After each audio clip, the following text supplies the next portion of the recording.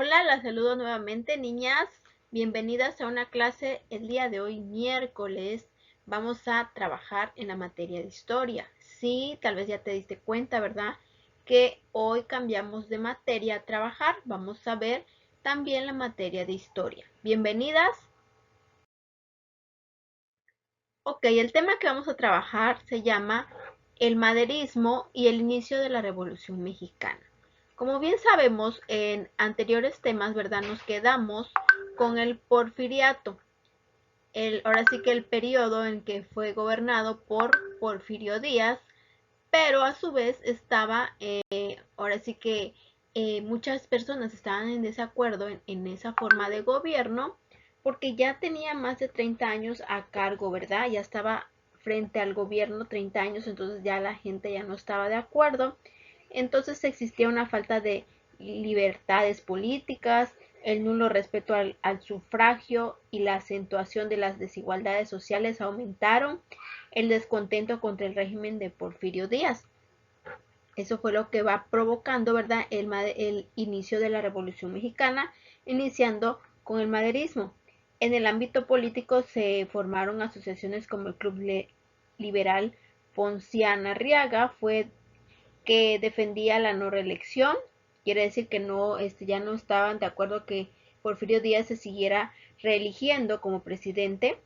En lo social crecieron las demandas de justicias de campesinos y obreros, es decir, eran muchas las jornadas laborales y eran pocos los salarios que ellos recibían por el trabajo, y se fundaron periódicos que criticaban al régimen político que en ese entonces pues tenía Porfirio Díaz. Entonces esto va de lleno en cuanto al... Por lo tanto, se dice que hacia finales del siglo XIX y principios del XX se formaron distintos grupos políticos que exigieron elecciones democráticas. Quiere decir que ya no querían la reelección de Porfirio Díaz, sino que fuera el mismo gobierno que eligiera a sus gobernantes. Asimismo, se fundaron periódicos opositores al gobierno como el Hijo del Aguizote en 1885, el Demócrata en 1893, Regeneración en 1900 y Excelsior en 1917. Se dice que en 1908, como está aquí en la imagen, Porfirio Díaz concedió una entrevista al periodista estadounidense James Krillman, en la cual afirmó que no pensaba competir en las siguientes elecciones presidenciales, pues consideraba que México estaba listo para gobernarse democráticamente, ¿sí? Entonces, a finales de lo que es 1908, Francisco I. Madero, que es este personaje que tú ves acá, publicó el libro La sucesión presidencial en 1910, en el cual propuso crear un partido político que se opusiera a la reelección de Díaz. Entonces aquí empieza a figurar el personaje de lo que es principal en la época de la Revolución Mexicana, que es Francisco I. Madero, ¿verdad? Él inició este movimiento revolucionario. Al año siguiente fundó el Partido Nacional Antireeleccionista, que lo postuló a la presidencia de la República. Sus ideas políticas fueron convertir a México en un país democrático, ¿verdad?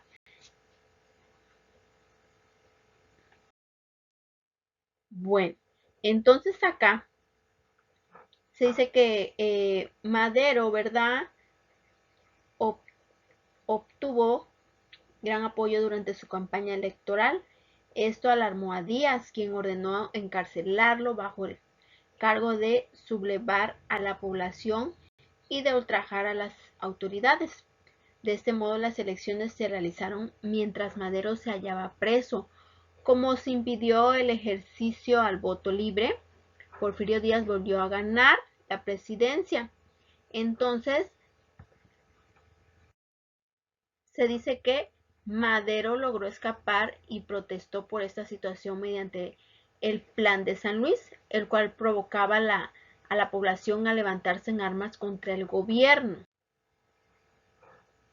Entonces, aquí, ¿qué pasa? También en cuanto a Madero, ¿verdad? Logró escapar, como te decía, levantó un movimiento, ¿verdad? Para que se enfrentaran en contra de lo que era ahora sí que la no reelección, ¿verdad? De lo que es Porfirio Díaz. Entonces se le aliaron, ¿verdad? Otros personajes importantes como es Francisco Villa.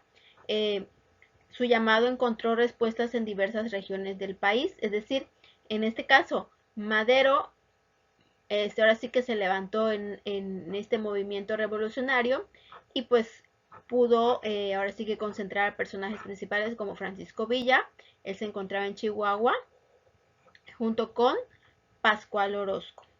También se unieron al movimiento, ¿verdad? En Puebla, los hermanos Aquiles Máximo y Carmen Cerdán. Y otro principal personaje de este movimiento revolucionario, que es Emiliano Zapata, en Morelos. Él estaba en Morelos y asimismo se unió a este movimiento revolucionario. Entonces, dice que en principios de 1911 los levantamientos se extendieron, es decir, aquí es donde se llevó a cabo el movimiento revolucionario llamado también, ¿verdad?, la Revolución Mexicana, en que fue a principios de 1911, se extendieron exitosamente por diferentes regiones del país. En mayo, el general Díaz renunció a la presidencia gracias al movimiento revolucionario que encabezó Francisco I. Madero y abandonó el país, quedando como presidente interino Francisco León de la Barra. ¿Sí? Aquí está el personaje, aquí te lo estoy mostrando al lado derecho, quien organizó elecciones libres en las que resultó triunfador Francisco I. Madero. ¿Ok? Entonces ahí fue donde ya encabezó Francisco I. Madero, ¿verdad? Estuvo a cargo de la presidencia. Entonces, ¿en qué consistió el gobierno de Francisco I. Madero? Tuvo ciertos puntos muy importantes. Gobernó junto con el vicepresidente José María Pino Suárez, trató de gobernar con apego a la ley y respetando las libertades democráticas, es decir, aquí ya él trató, ¿verdad?, de que el pueblo estuviera incluido ahora sí que en las elecciones de los diferentes funcionarios públicos y políticos. Algunos de sus partidarios esperaban respuestas inmediatas a las demandas sociales. Al no obtenerlas, se alzaron en armas nuevamente, como fue el caso de Emiliano Zapata, es decir, exigían ya una igualdad social, porque aunque pues ellos trataban de que ya hubiera ahora sí que una vida social igualitaria, en donde no fueran pocos los privilegiados, sino que de forma general todos los ciudadanos tuvieran las mismas condiciones de vida, se fueran pagos justos por su trabajo, pues aún así en el gobierno de Francisco I. Madero no se logró. Entonces, por lo tanto, aquí se alzó, ¿verdad?, Emiliano Zapata. Se dice que en 1913 un grupo de militares apoyado por el embajador de Estados Unidos se rebeló contra el gobierno de México. Este episodio fue conocido como la Decena Trágica, porque se dice que tardó 10 días, pero a pesar de esos, pues son cortos 10 días en el que hubo mucha, por así decir, enfrentamiento armado, hubieron muchas muertes. Entonces, Madero y el vicepresidente José María Pino Suárez fueron asesinados por órdenes del general Victoriano Huerta, quien usurpó la presidencia. ¿Sí? Lamentablemente, al realizarse un nuevo levantamiento, un nuevo movimiento, pues desgraciadamente aquí dice que mataron, ¿verdad?, a Madero y al vicepresidente por órdenes de Victoriano Huerta.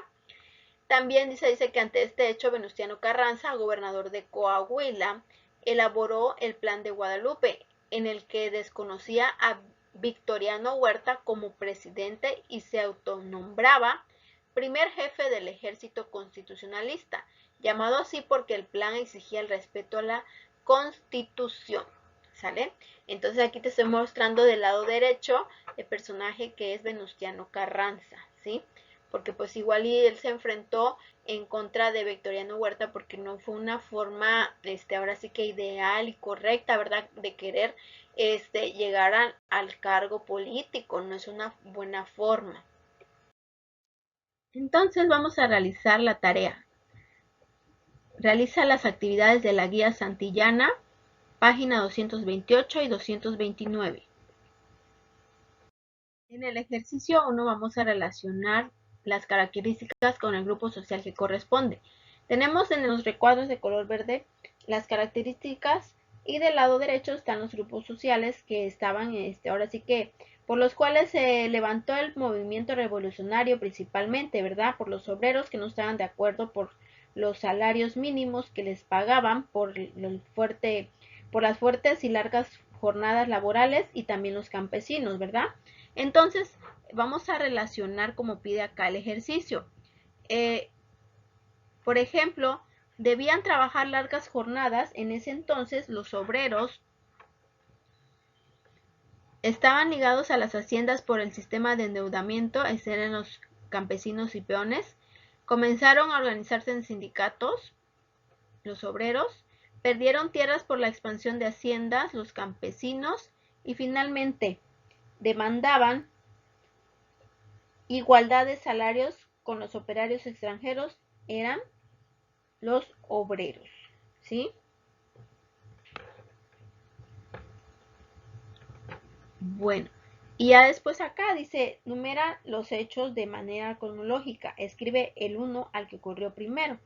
Primero se fundó, ¿sí?, el Círculo Liberal Ponciano Arriaga. 2. Porfirio Díaz concedió una entrevista al periodista James. Este sería el número 2. Según lo que yo te fui narrando, ¿verdad? Así fueron los hechos. 3. Francisco I. Madero fue nombrado candidato a la presidencia por el partido antireeleccionista. 4. Porfirio Díaz resultó triunfador de las elecciones. 5. Madero escapó de la prisión y logró iniciar este movimiento de la Revolución Mexicana. Y 6. Inició la Revolución Mexicana en diversos estados de la República.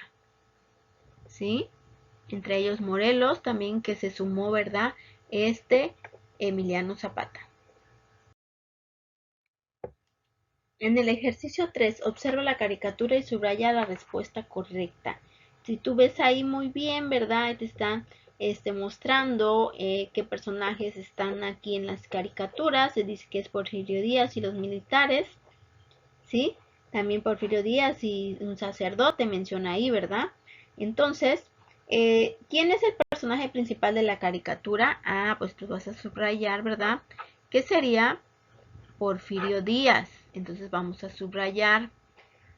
¿Qué le están ofreciendo al personaje principal? El trono de Maximiliano y la corona de Iturbide. Quiere decir que ellos, como eran ahora sí que monarcas, por eso le estaban ofreciendo así como la corona, ¿verdad?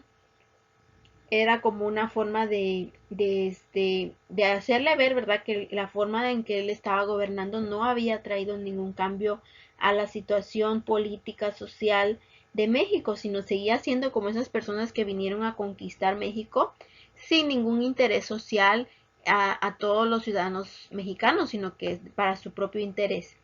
Entonces ya se dice que en la otra pregunta dice, ¿por qué se considera esta caricatura una crítica al gobierno de Díaz? Pues parte de lo que te acabo de decir, ¿verdad? Señala que Díaz se ha mantenido en el poder largo tiempo como si fuera un monarca, ¿verdad? Esa es lo que nos quiere dar a entender esa caricatura. En el número 4, marca con una palomita las causas de la Revolución Mexicana, después ordénalas por ámbitos. Vamos a elegir 4 de las causas importantes que dieron ahora sí que origen a la Revolución Mexicana. Primero sería el surgimiento de periódicos opositores como el Hijo del Ahuizote y Regeneración. Asimismo, la imposición de gobernantes mediante el fraude electoral, ¿sí? Y también la acentuada desigualdad económica entre personas y regiones, que fue una de las causas que más destacó en este movimiento de la revolución, y malas condiciones de trabajo de los obreros.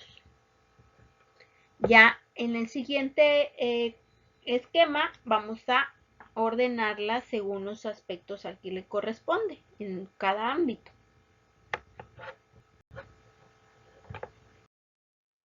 Bueno, entonces aquí ya vamos a ordenar las ideas en este esquema. Dice, causas de la Revolución Mexicana.